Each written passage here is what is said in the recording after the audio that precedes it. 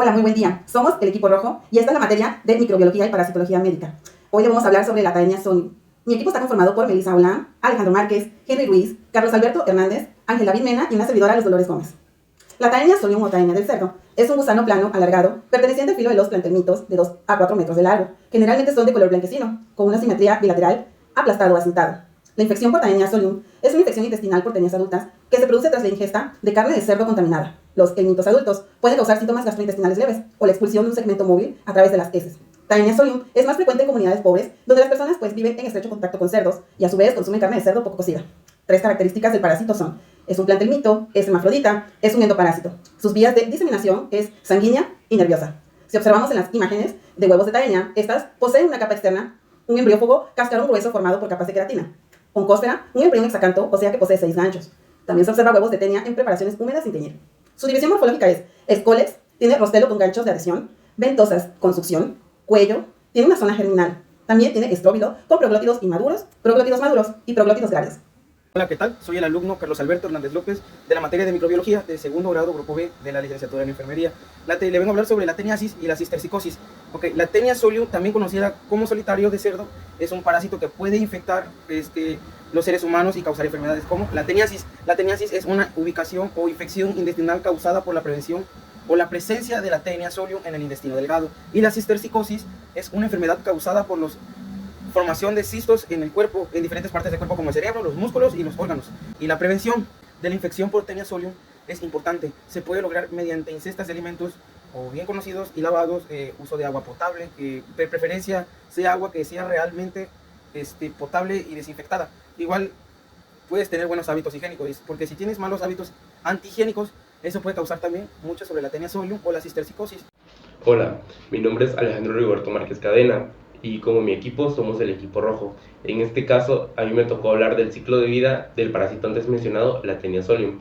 El ciclo de vida del parásito de la Taenia solium es algo curioso, ya que este ciclo va a tener una variación y nos va a demostrar las diferentes enfermedades que contiene o que provoca el parásito. En este caso es la teniasis, la cistercicosis, que se derivará en la tercera, que es la neurocistercicosis. Empezando con el ciclo, tomaremos la primera enfermedad, que es la teniasis. Las dos enfermedades empezarán por el primer punto. ¿Cuál es el primer punto? Bueno, el primer punto es la aparición de los huevos o los proglótidos en las heces humanas en el medio ambiente, a lo largo del medio ambiente. ¿Qué entendemos aquí? Las heces humanas se encontrarán a lo largo del medio ambiente, pero ya estarán contaminadas por los huevos o los proglótidos grávidos. Los proglótidos grávidos son las partes más lejanas del parásito que contienen los huevecillos. En este caso, una vez expuestos al medio ambiente, corre el riesgo de que el cerdo los consuma. En este caso puede ser consumido directamente o puede ser consumido a través del agua que el cerdo beba. Ese sería nuestro punto número 2. Pasaríamos al punto número 3, que es que los huevos se convertirán en oncósferas y que estas oncósferas penetrarán el intestino y llegarán al músculo. Una vez ya estando en el músculo, las oncósferas se volverán en cisticercos y estos se quedarán en los músculos del cerdo. Este sería el punto número 3, para luego pasar al punto número 4, que el punto número 4 ya se basa en la infección, en cómo nos infectamos los humanos al consumir la carne del cerdo cruda, mal cocinada o contaminada. En este caso, ya que los cisticercos se encuentran en los músculos del cerdo, al momento de nosotros contraer la carne y comerla, correremos el riesgo de contagiarnos por los cisticercos. En el caso de que nos contagiemos, los cisticercos adultos se adherirán a la pared del intestino por sus escólex. Podemos entender otra vez en la parte anterior de descripción y características que son los escólex. Y por último, tenemos el punto número 6, que los adultos, una vez ya en los intestinos delgados, su única función será crecer, alimentarse y liberar huevos. En este caso, empezaría otra vez el ciclo. Como antes lo mencioné, estos se encargarían de liberar los proglótidos grávidos. Solamente estarán comiendo, crecerán y al momento de crecer soltarán las partes más lejanas, que son los proglótidos grávidos, dando otra vez comienzo así al ciclo de vida de la teniasis, que otra vez saldrá por las heces humanas, pasará por el intestino grueso, saldrá por las heces humanas y otra vez se repetirá el ciclo, ya que el cerdo los volverá a consumir y así estará repitiendo el ciclo. Ahora, ¿cuál es la segunda variación para la cisticercosis? Bueno, la segunda variación para la cisticercosis empezaremos otra vez por los huevos o prolótidos grávidos que se encuentran en el medio ambiente, pero ahora el cerdo ya no se encargará de consumirlos. Ahora la persona que se encargará de consumir o de contaminarse con los huevos o prolótidos grávidos seremos nosotros, el ser humano. Esto puede ser de una manera intencional, puede ser, por ejemplo, los casos más comunes son en niños, al momento de que el niño juega con la tierra y la tierra estuvo en contacto con las heces, que a la vez estuvieron en contacto con los prolótidos grávidos o los huevos de la Taenia solium, estos se contaminarán. Bueno, una vez que demos inicio a la ingesta de los huevos embrionarios o los prolótidos grávidos, pasaremos al punto número 2 de la cisticercosis, que basa en que las oncónferas penetrarán el intestino y entran a la circulación. Lo podemos entender como en el caso del cerdo. Las oncónferas otra vez volverán a penetrar el intestino y ahora llegarán a la circulación, a nuestra circulación sanguínea. ¿Qué es lo que pasa a continuación? Una vez que las oncónferas llegan a la circulación, esto se debió a que las oncósferas no tuvieron el suficiente tiempo para poder desarrollarse y llegar a cisticercos. Entonces las oncósferas llegarán a los músculos a través de la circulación sanguínea y los músculos más afectados, o en este caso los órganos más afectados, serán los músculos, los ojos, el tejido subcutáneo y por último el cerebro. En caso de que el cisticerco, después de que las oncósferas lleguen a los músculos o a los órganos después mencionados, pasarán y se convertirán en los cisticercos. Y una vez que el cisticerco llegue al cerebro, esto ya no se conocerá como cisticercosis, sino se conocerá como neurocisticercosis, dando énfasis en que anteriormente fue la cisticercosis, pero una vez llegando al cerebro, cambió de enfermedad o cambió a ser otra patología. Hola, buenos días, mi nombre es Henry y yo le voy a hablar sobre los síntomas clínicos de la tenia del cerdo. Como primer síntoma tenemos la teniasis. En la mayoría de los casos la infección no presenta síntomas. En los casos graves o crónicos los síntomas pueden incluir dolor de cabeza, pérdida de apetito, pérdida de peso y dolor estomacal. Esto es cuando el parásito está en nuestros intestinos, que también puede causar diarrea. Como segundo punto tenemos la cisticercosis, una infección ocasionada por la tenia que afecta al cerebro, los músculos y otros tejidos. La cisticercosis puede causar protuberancias bajo la piel, como ronchas, y cuando se van expandiendo llega al punto de llegar al cerebro o a la médula espinal y provoca mucho dolor de cabeza o convulsiones. Y como último punto tenemos la neurocisticercosis, que es causada por larvas de la Taenia solium, que puede manifestarse con síntomas como convulsiones, dolores de cabeza, náuseas y problemas visuales.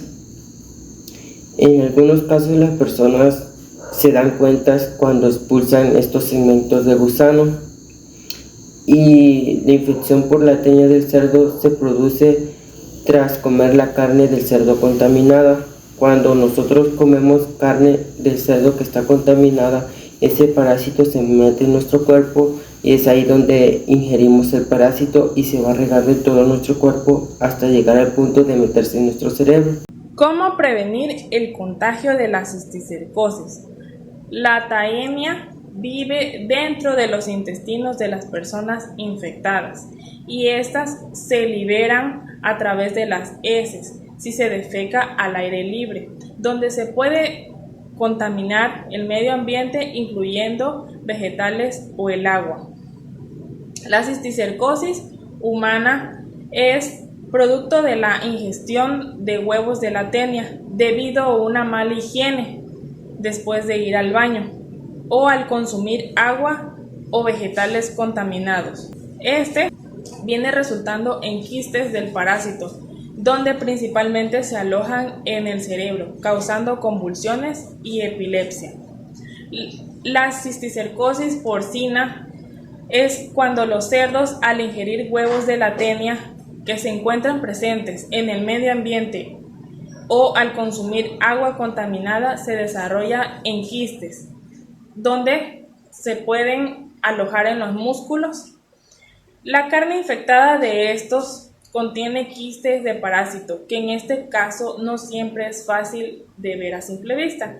Al ingerir la carne de cerdo crudo o poco cocida, aumenta el riesgo de desarrollar tenia. Las medidas de prevención para evitarlo es tratar la infección con medicamentos indicados por el personal de salud en caso de las personas infectadas para evitar que se siga propagando este parásito. Otro de las medidas sería lavar las manos con agua y jabón después de ir al baño o antes de consumir alimentos. Lavar y desinfectar frutas y verduras antes de cocinarse o comerlas. Utilizar letrinas o baños para así evitar infectar el medio ambiente. Evitar que los cerdos anden al aire libre y así puedan contagiarse fácilmente. Vacunar o tratar a los cerdos para evitar el contagio de este parásito. Al inspeccionar la carne se puede identificar a los cerdos que están altamente infectados. Cocinar bien la carne antes de su consumo para matar al parásito. Nos debemos cerciorar que se encuentre bien cocida.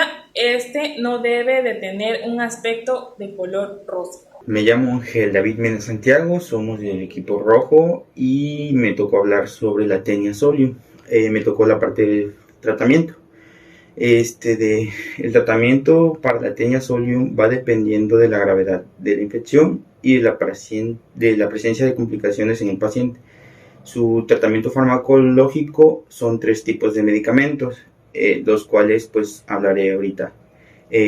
Como primero pues tenemos el albendazol. Este se administra durante varios días y pues es efectivo en la mayoría de los casos. Sus contraindicaciones son que no se deben de aplicar en pacientes con hipersensibilidad a compuestos de tipo benzimidazol. Tampoco se puede ocupar en pacientes embarazadas o en lactancia y ni en menores de 1 año.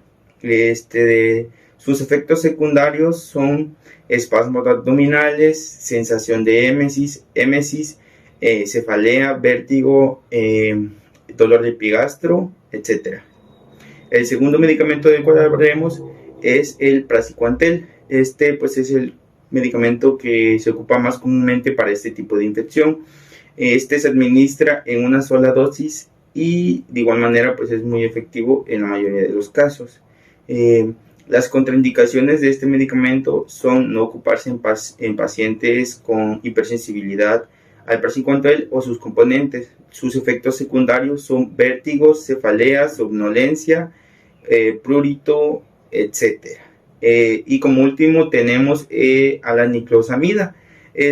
Pues es un medicamento que se utiliza, o se administra en una sola dosis. La contraindicación de son que no se debe de ocupar en pacientes con hipersensibilidad a la niclosamida y sus efectos secundarios son espasmos abdominales, diarrea, émesis, etc. De igual manera, pues entre los tratamientos tenemos al tratamiento quirúrgico. Pues solamente se ocupa en casos que sea necesario, en casos como cuando la tenia es demasiado grande y no puede ser eliminada mediante medicamentos, o cuando la tenia está causando una infección intestinal. En este caso, pues, solo en estos casos se ocupa este tratamiento y pues si no es necesario, no se ocupa. Eso es todo de mi parte y muchas gracias.